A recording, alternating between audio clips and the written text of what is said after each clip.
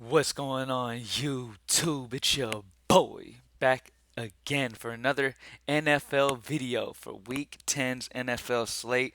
I am extremely excited for this slate, man. We got some amazing plays on tap for us. We got some, people out for COVID, people out for injury that really give bumps to other guys, and it's going to be fun making lineups this week. Super excited about it. Everybody drop a like down below, comment anything in the comments section, and subscribe to the channel if you haven't already. I will be live talking NBA, and I'll answer some NFL questions in there as well today too. I'll be live at 3 p.m. Central, so make sure you join me on that on the live chat on this YouTube channel. So hit the notification bell next to subscribe, so it lets you know when I start the live show. This is the final look lineup vid. As you guys know, early on in the week we do the first look lineup where we kind of just gut call, put a lineup together, and then later on in the week we go position by position and do a full slate breakdown once we have more information on injury news and stuff like that. So let's get straight into this slate, man. Let's start off at quarterback. My favorite quarterback to go this week. I talked about him multiple times in the first look lineup vid, but Dak Prescott really sticks out to me here at home in Dallas against Atlanta. I mean, it's just an amazing spot here. We all know that. I mean, and at 6'9", I really like Dak. He's one of the guys that I'm really interested in today, and plus he just makes it easy to stack because he's got so many good weapons to pair him with. And plain and simple, that's another reason I like him too. He's just got so many solid weapons around him, and he's got Michael Gallup most likely coming back. So he's just got so many good weapons in a great matchup against Atlanta at home in Dallas. It's just a great spot for him, and he's under 7K, so I'll take that. One of the guys that I want to talk about, he was limited due to illness recently, but a guy that I want to mention at least is Carson Wentz. Keep an eye on him, make sure he's good, but he was limited in Thursday's practice due to a non-COVID related illness. So pay attention to that situation. If he plays, I really like him at 5'9". You're getting him under 6K. His price dropped after the solid performance against the Jets last week. He's been fairly damn consistent. His lowest is 17 outside of one down week against Tennessee week 3 where he got 7. The lowest he's gotten ever since is 17.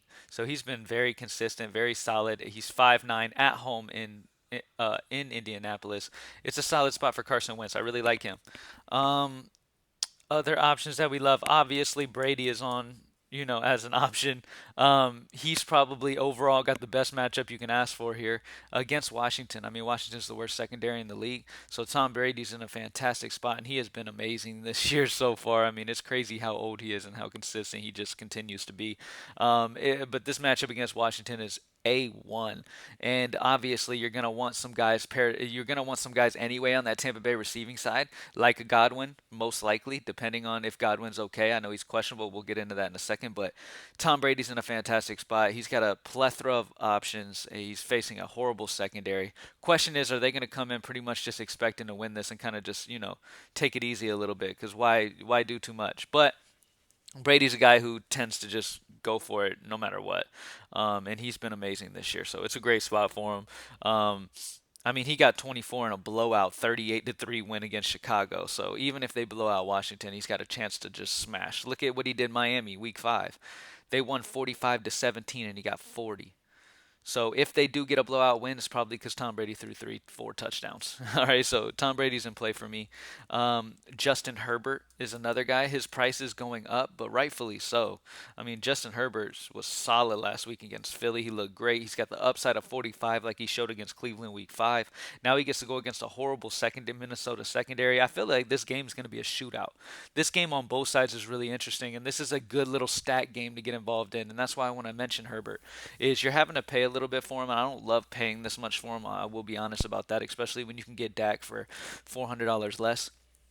But this game really feels shootout to me. I mean, there's multiple guys on the Minnesota side that you could be interested in. There's multiple guys on the Chargers side that you could be interested in. So I really like Herbert stacked with Keenan Allen and Eckler, running it back with like a Dalvin Cook, Justin Jefferson, or something like that. Like, there's plenty of options that you can get involved in this game, and it makes it pretty easy to stack for GPPs. Who else? If you want to take a shot at my boy Matt Ryan, playing catch up most likely majority of this game against Dallas, he will be behind majority of this game here, and he will have to throw a good bit. He did just drop 31 against a solid New Orleans defense. He dropped 343 passing yards. So he's a solid option at only 6K. He is an option to go with. Let's see. What else? What other guys am I really interested in? A guy that's interesting as well is Taylor Heineke. Taylor Heineke, obviously, the main reason we like him here is because of game script that's expected to happen here. He's going to be behind big time in this game majority of the time, and he's going to be playing catch up. So I could see a lot of solid garbage time out of Taylor Heineke, and I wouldn't be surprised to see him hit that 20 mark today. So Taylor Heineke's a solid option as well. Anybody else? That's pretty much the core that I'm interested in this week. So to brush back over it, I'll just mention them real quick. We've got Tom Brady going against the league's worst secondary in Washington. He is a very safe option. He's going to get you what you need, and you already have interest in a Chris Godwin with no Antonio Brown as long as Godwin plays. Or if Godwin misses, you're going to have a lot of interest in Mike Evans. And so you just got a good little pairing there as well. So cash games, Tom Brady does feel pretty damn safe. Carson Wentz, as long as he ends up playing, I know he's sick right now, but if he ends up playing going against Jacksonville at home in Indianapolis at only 5'9" is a great spot for him. Justin Herbert against Minnesota, that should be a shootout. I talked about that game in general on both sides makes it pretty easy to stack up for GPPs because there's many options on both sides of the ball there. So that's interesting for me as well. Dak Prescott's probably my favorite quarterback just because I really like the guys that I compare with him as well, and I love the matchup against Atlanta at home in Dallas, and he's the cheaper of the quarterbacks at the top. And then you have like a Matt Ryan for GPP. You have Kirk Cousins for GPP. Obviously you could go Josh Allen, but it's a solid matchup against the Jets. I mean, they've been giving it up to quarterbacks, but uh, it just doesn't seem like it's going to be too much of a competition. But you never know. Maybe the Jets come out and keep it close. Who knows? But honestly, at the end of the day, Josh Allen has been very consistent. He's got huge upside if the game somehow does stay competitive, and he smashes here. So you got to mention Josh Allen at least, but he's not big on my radar this week. All right, let's switch over to running backs. All right, so at running back this week, there is a pretty great spot here, and it's got to be Dearness Johnson for Cleveland. Dearness Johnson, man, I mean, it's a great spot here because it's obviously something to keep an eye on, but you got guys dealing with COVID on Cleveland. So you have um, Nick Chubb is on the COVID list. You have Demetric Felton who's on the COVID list, I believe. I believe it's Felton. But either way, you got Chubb out, you got Kareem Hunt out, you got another guy also out. It's just a great spot for Dearness Johnson, man. He should get the start here, and this dude is a monster. This dude is a monster when he's getting the start. As we saw week 7 when he was the lone back for Cleveland. 22 carries, 146 rushing yards, and a touchdown. He is extremely solid. New England is probably prepared for it, but at the end of the day, at only 4.7, it's probably the lock value of the slate. I have him projected extremely high. I really like Dearness Johnson a lot, and I will have a lot of exposure to Dearness Johnson. But pay attention to that. Make sure those guys are out due to COVID. All right, next guy that I really like is Najee Harris going against Detroit. Man, I just love this spot for Najee, man. You got Chase Claypool out. Najee Harris was added to the injury report Thursday due to a foot injury, so we'll keep an eye on that. But as long as Najee Harris is active, he is going to be a top wide receiver on this Pittsburgh team, as well as getting 20 plus carries and just being on the field so much that in cash games, he's just so damn solid, man. So Najee Harris at 7.9 is definitely in play with me as well.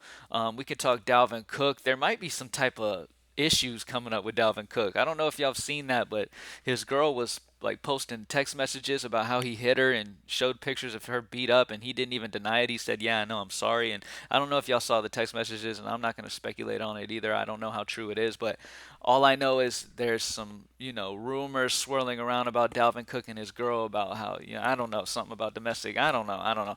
But either way, keep an eye on it and make sure nothing pops up here. But Dalvin Cook against the Chargers is a great matchup for him here. This is a shootout spot, so if you get Keenan Allen paired up with Herbert, definitely run it back with Dalvin Cook. Jonathan Taylor has been just amazing. I mean, I don't know if I'll be able to pay the 8-1 for him this week. I don't know if I'll have much exposure to him, but damn, he's been good since week 4. 23, 34, 31, 22, 21, 37. Like, in this matchup against Jacksonville is great. They gave up over almost 35 to Derrick Henry week 5. So this is a fantastic spot here against Jacksonville. I mean, he should have a great game here. Problem is he's 8-1, and I don't love that. All right. Ezekiel Elliott had his reps, held back in practice, so we're not 100% sure what to expect here. He was limited. As long as he's going to be fine and he's going to be good, they haven't said anything about him possibly missing this game, so most likely he plays. And it's a solid matchup against Atlanta. All these Dallas guys are interesting. Some of the Atlanta guys on the other side are interesting, but Zeke, you have to at least consider. If you have Dak, you don't have to. If you play Dak, you don't have to play Zeke at running back because it doesn't. I mean, he throws Zeke the ball, don't get me wrong, but if Zeke has a big game, most likely Dak's probably held back a little bit. So they don't correlate 100%. But I do like Zeke. I think he's solid. Aaron Jones should be a solid option. Having Aaron Rodgers back is definitely going to help Aaron Jones here. And against Seattle, it's a fantastic spot. Alvin Kamara dropped almost 37 against them. So great spot for him at 6'9". Austin Eckler, obviously, against Minnesota. I talked about. I really like that game. That's an interesting game to me. Dearness Johnson is locked. Christian McCaffrey should be back, but limited. A guy that I really, really like here is James Conner. You have Chase Edmonds, who is going to miss. He is doubtful right now. With him being out, James Conner is going to be a fantastic option at 6'3". Love James Conner. I will have a ton of him. You see what he just did last week. 21 carries. He's going to be a bell cow for this Arizona offense, especially with Kyler Murray hindered or even out. They're going to run the ball a ton. So expect 20 plus carries again for James Conner. He got 3 touchdowns, 5 targets. I mean, he's just a solid option here in this on this slate again. James Conner is one of my favorite running backs this week, as well as Dearness Johnson. It's a fantastic spot for those guys. All right, who else do we have? That's about it for the core guys that I'm interested in, man. I'm down to get some studs there, honestly. Or Dearness Johnson is the value that I love. James Conner, I absolutely love. Najee Harris, I love. Those are like the core guys that I really, really like. And then for GPPs, you got Dalvin, Jonathan Taylor, Ezekiel Elliott. If Dak is going to be super high owned, going Zeke and expecting the run game to really dominate in this game is a GPP style to go with. Him being banged up a little bit, we might see more Pollard, which kind of makes it a little worrisome, but we'll see what happens. Outside of that, we could talk about Patterson real quick. Let's talk of Cordero Patterson. Atlanta will be behind majority of this game, so getting some Atlanta pass catchers, especially if you're stacking up Dallas, makes sense. So Patterson's fine, Gage is fine. Those guys for Atlanta are cool. Pitts is fine. You can get any of those guys. All right, let's talk wide receiver real quick. We're making good time right now. Beautiful.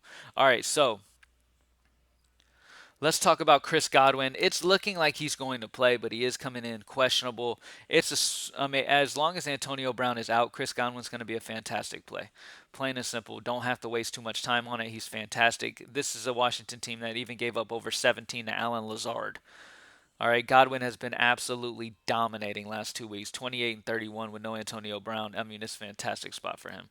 Let's talk Michael Pittman, especially if you go Carson Wentz. This duo has been fantastic lately, especially the last 3 games, 23, 30, 17, been dominating. Now it's a great matchup against Jacksonville that gave up almost 30 to Jalen Waddle. So Michael Pittman Jr. is a fantastic spot, especially if you're playing Carson Wentz. Um, let's see what else do we have here. Mike Evans, if Godwin happens to miss, will be great. Mike Williams is a solid option. Keenan Allen is a guy that I'm willing to go right back to after he got us the W last week. They're at home in Los Angeles, and like I said, I really like this game, so I would love to get a piece in this game, and Keenan Allen would be the part that I'm interested in too. So will play. He's questionable. He's was limited a little bit, but he's looking like he's going to be fine. So Keenan Allen's fantastic, especially full point PPR. He's going to be amazing.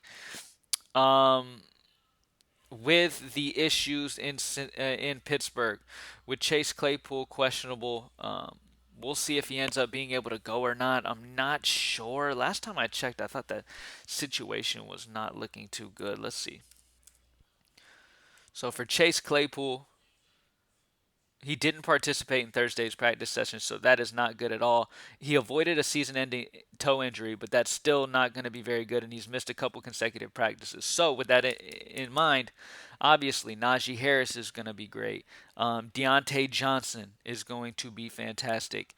At 6'8", Deontay Johnson is priced up a little bit, but dude, this guy can put up huge points. He is going to be so heavily targeted here with Claypool out, and it's an amazing matchup against Detroit. Deontay Johnson could have a huge game here. Obviously, I like Amari Cooper, CeeDee Lamb, but I want to talk about Michael Gallup. It looks to me like Gallup should be coming back this week. Michael Gallup is on track to play for Sunday, and he's only 4K. He is only 4K. Now we're not 100% sure how much of his snap count's going to be affected or anything like that. But Michael Gallup is a guy that was expecting to be pretty well targeted this season, and on a solid Dallas offense, especially if you have Dak Prescott, I can understand stacking him up with Michael Gallup, getting a little cheap pairing with those two in a good spot here. As long as if we get some news that his snap count's going to be fairly back to regular, but we'll see what happens, man. He's been off the entire season outside of week 1, so we'll have to see what's going on there. But right now, if Michael Gallup is active, I really like Gallup. I think he's interesting this week. Let's see, who else do I want to talk about that we have not talked about? Tyler Johnson is an interesting, like, super cheap option if you want to really get cheap and play a cheap guy. Which one is he? This one. All right. It's obviously the matchup against Washington is amazing. He's only 3-3, and he's getting some targets in this offense. He got 6 targets last week against New Orleans, so it's a solid option for Tyler Johnson. Not last week, week 8. Sorry, they had the bye week last week. But Tyler Johnson's in a fantastic spot as a value option if you really need some value. Outside of that, that's about it, man. That's about all the core guys that I'm really interested in on wide receiver. Tight end. Let's see. So at tight end, I really like spending down once again. I mean, a guy like Pat Fairmuth is interesting at 3.9 though. I mean, with Claypool out, there's more targets to go around for everybody. And this matchup against Detroit is amazing. So Pat is definitely in play for me at tight end. Um, we have, where is he? Dan Arnold is once again in play as well in a solid matchup against the Colts for Jacksonville, who will probably be trailing in this game in a dome. So Dan Arnold also gets some good targets in that game. He's going to be a solid option at a cheap price. Um, Keep an eye on Rob Gronkowski. If he misses, we might have some value there as well, and as well as giving bumps to the rest of the Tampa Bay receivers. Hunter Henry against Cleveland is an interesting option. Tyler Conklin is an interesting option, but mainly Pat Fairmuth and Dan Arnold are my two main guys that I really like. I really like Pat Fairmuth. Fairmuth is a solid spot to me with Claypool most likely missing. But pay attention to that situation. But for tight end, that's pretty much it. I mean, there's nobody who really sticks out to me like, ooh, I gotta have him. I really like these under 4K guys like Fairmuth and Dan Arnold. All right, defenses. Let's see. We have for defense. We have the Titans defense seems pretty damn good at only 2.6. Their defense has been playing extremely well. I mean, they got 17, 10, and 16 the last 3 games. Now they're at home against New Orleans, who lost their quarterback. They're banged up right now. So that Titans defense as a punt is at 2.6. It's definitely a spot that I'm willing to go with. Um, the Arizona Cardinals against Carolina playing PJ Walker is an interesting spot as well, especially if you have James Conner pairing the defense up with him makes sense. That correlates well. Patriots against Cleveland could be played, but mainly I'm interested in the Titans and Cardinals. Those are my main defenses that I have interested in. Obviously, if you want to pay up for a Steelers type play, you can. But most of the time, I like to just spend down at defense because honestly, any of these cheap defenses, especially an amazing Titans defense at home in Tennessee against New Orleans banged up, I mean, it's a solid spot for them at home. So I really like the Cardinals and the Titans as my two defenses that I'll be playing this week. And that's about it, y'all. We were able to make it under 20 minutes this week. Hopefully, I was able to answer all of your questions. Greenlightdfs.com to join the squad for week 10, man. Let's smash once again. We smashed week 9. Let's do it once again for week 10, baby, and just dominate. Let's get it. Y'all have an amazing weekend, and I will see y'all on Monday's video. All right? Peace.